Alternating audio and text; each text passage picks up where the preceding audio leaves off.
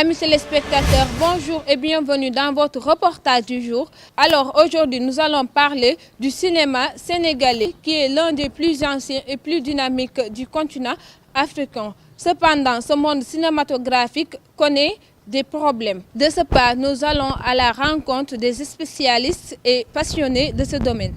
Alors, nous voilà avec Monsieur Diatta, un jeune cinéaste et formateur en audiovisuel. Bonjour Monsieur Diatta.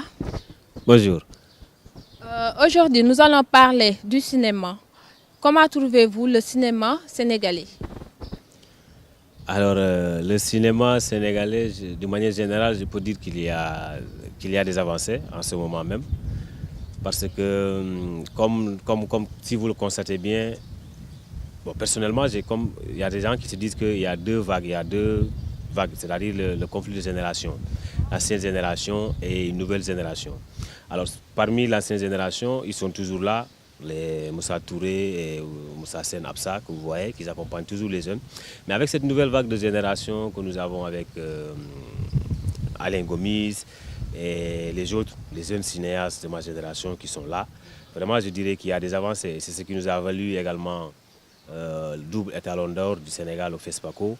Et pas mal de prix ont été gagnés par des jeunes cinéastes ici au Sénégal, comme le Cinéclub, comme des festivals de Carthage, comme des festivals de Madagascar également. Donc vraiment, il y a des avancées. Il y a vraiment des avancées en ce moment même. Ouais. Donc, est-ce qu'il est très bien connu à l'étranger? Oui. Oui, il est très bien connu à l'étranger parce que tout simplement, si je parle des prix que ces jeunes cinéastes gagnent à travers ces festivals-là, c'est parce que quand même, il est connu. Ils sont présents. C'est ce qui nous a valu, ce qui a valu à l'État de créer le FOPICA. Pourquoi? Parce que l'État, il a vu quand même qu'il y a des avancées qui sont faites. Donc, ils doivent mettre leurs mains dessus. C'est pour cela qu'ils ont créé ce fonds-là pour vraiment financer cela. C'est quand, et ça c'est depuis les années 2000. En 2000, quand Alain Gomis a gagné un prix au festival, l'étalon d'or au FESPACO. Ensuite, l'année suivante, il gagne encore un autre festival. Et ça a coïncidé avec la venue au pouvoir de Macky Sall, avec son conseiller même qui était parti au FESPACO pour ce festival-là. Il a vu l'engagement de ces jeunes cinéastes. Il a vu le nombre de Sénégalais, de jeunes cinéastes sénégalais qui ont participé. Parce qu'il n'y a pas que l'étalon d'or. Il y a eu pas mal de prix qui ont été gagnés avec Molikan, le prix pour le court-métrage. Il n'y avait pas Bonam Lopi qui était là-bas aussi. Ils sont nombreux à partir pour ce cinéma, pour ce truc. Et le Cinéclub, à l'époque, avec Hadi Diédhiou qui avait gagné également au Cinéclub, Club Ivoire également. Donc vraiment, tout ça, ça a contribué au fait que l'État a vu l'essentiel, l'importance de mettre sa main dessus. Parce que si ces jeunes-là ont été découverts, même pas ici, mais à travers leur prix au FESPACO, et c'est là que l'État, le conseiller, une fois qu'il est venu, il l'a dit d'ailleurs là-bas. Et ensuite, quand il est venu, il a apporté cela au Conseil des ministres. Et c'est là que le gouvernement de Macky Sall a mis, par exemple, quelque chose comme 2 milliards pour le cinéma sénégalais. Donc je dirais qu'il est connu également internationalement. Parce qu'avec Demdem qui gagne des prix un peu partout à travers le monde, je ne dirais pas en Afrique seulement, et également avec d'autres prix également en Italie. Il y a un festival en Italie que les jeunes cinéastes sénégalais qui ont gagné. Donc franchement, il est connu. C'est seulement au niveau local maintenant où se trouve le problème. Oui. Et quels sont ces problèmes? Alors ces problèmes sont liés par exemple à l'absence des salles de cinéma, même s'ils sont là, mais ces salles ne sont pas fonctionnelles. Alors pourquoi? Peut-être que quand les jeunes préfèrent maintenant regarder les films du cinéma d'ailleurs que les films du cinéma africains. Peut-être que la promotion, ça manque. Il y a ça, il y a un travail à faire par rapport à ça. Les maisons de production ne sont pas nombreuses. Si on parle de Cinéclub, qui sont connus, ce n'est pas nombreux du tout. Donc il y a un travail à faire pour convaincre ces gens-là. Et également, il y a un autre travail à faire parce que malgré on gagne des festivals, c'est vrai, d'accord. Là-bas, c'est vrai que c'est la technique qui parle, c'est la réalisation, tout ça là.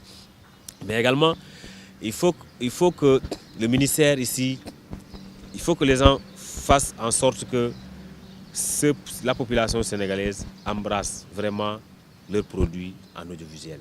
Maintenant, la qualité doit accompagner cela. Et pour que la qualité accompagne cela, il faut les fonds, il faut les moyens qu'il faut pour ça. Parce que même si le peu que l'État fait, ça reste encore. Ça reste du côté des cinéastes, ça reste également du côté de ce qu'il faut faire pour accompagner ça. Oui. Ok, merci Monsieur Diatta. Toujours dans le monde du cinéma avec Mohamed Keïta, acteur dans C'est la vie et étudiant en audiovisuel. Bonjour Mohamed. Bonjour. Je vous laisse le soin de vous présenter. Je m'appelle Mohamed Keïta. Je suis étudiant en audiovisuel, en même temps acteur de cinéma. Mohamed, qu'est-ce qui vous a poussé à intégrer le milieu du cinéma? Je peux dire que c'est depuis le bas âge. J'ai toujours aimé le milieu du cinéma. Avant tout, c'était l'image d'abord. J'aimais l'écran, j'aimais tout le temps être devant l'écran, vouloir regarder ce qui se passe. Et ce monde me fascinait et je me suis toujours dit que je ferais partie de ce monde-là. Quelles sont les normes à respecter dans le milieu cinématographique? Comme je suis un jeune débutant, je ne dirais pas que je maîtrise tous les normes, mais par rapport à ce que je sais, c'est qu'il faut d'abord avoir de l'amour pour le cinéma, avoir de la passion. Après, maintenant, le reste, ça vient avec de l'expérience et aussi avec les études aussi. Parce que c'est super important de faire des études de cinéma. Comme ça, on pourra comprendre comment ça se passe, comment tourner, comment s'organiser à faire le montage, comment faire pour projeter tous ces trucs-là. C'est super nécessaire. Vous avez eu à jouer dans C'est la vie. Comment ça a été, cette expérience? Ça a été une grande expérience pour moi parce que je suis arrivé dans la cour des grands sans passer par grand-chose. Parce que c'est une grande série. Et quand on voit aujourd'hui avec ce qui se fait en Afrique, surtout au Sénégal, je peux dire que c'est une très grande production de cinéma. Ils mettent les moyens, il y a les plus grands réals qui sont là, les plus grands monteurs sont là, avec tout le matériel qu'il faut. Et je vois que c'est une grande première en tout cas pour les séries que l'on organise ici au Sénégal, que l'on tourne ici. Et c'est le début du commencement et j'espère que ça va appeler d'autres à faire autant, avec autant de professionnalisme. Et en tant qu'acteur, quelle est la différence entre le cinéma et le théâtre? Entre le cinéma et le théâtre, il n'y a pas une grande différence parce qu'il y a beaucoup de gens qui font du théâtre et qui font aussi du cinéma. Sauf qu'au théâtre, dès qu'on donne le top départ, on n'a plus le droit à s'arrêter. Même quand il y a une erreur, on essaie de continuer. Alors qu'au cinéma, tant que ce n'est pas parfait, on n'enregistre pas. Quand on donne l'action et que ce n'est pas bon, on coupe, on reprend. On peut faire beaucoup de prises sur une seule scène, alors qu'au théâtre, dès que ça démarre, c'est parti, quoi. Ok, merci beaucoup Mohamed. Ok, merci à vous aussi. Dans les alentours de Sacré-Cœur avec un fan du cinéma. Bonjour monsieur. Bonjour madame. Je vous laisse le soin de vous présenter. Je m'appelle Mamchi Orgueil, je suis étudiant à ISP Dakar en AGE2. Et comme vous dites, je suis fan du cinéma sénégalais. Alors, combien de téléfilms sénégalais avez-vous à suivre? Pour ma part, pour les téléfilms sénégalais que j'ai à suivre complètement, c'est Wiri Wiri, Café avec et Dicon. Que penses-tu des téléfilms sénégalais par rapport aux autres comme Novelas et...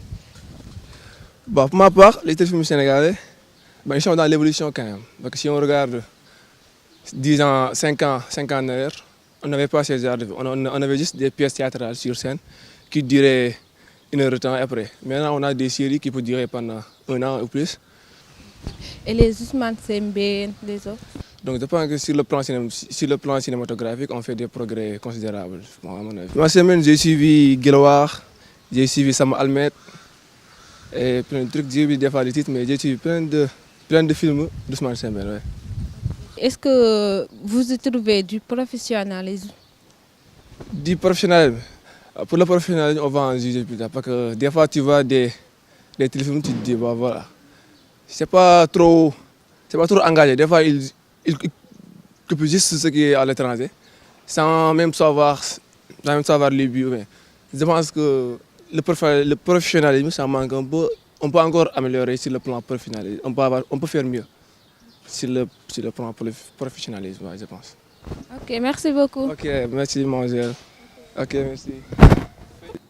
Amis téléspectateurs, après ce reportage que vous venez de suivre, qu'en serait-il du cinéma de demain? Alors, je vous donne rendez-vous prochainement dans un autre reportage. D'ici là, portez-vous bien.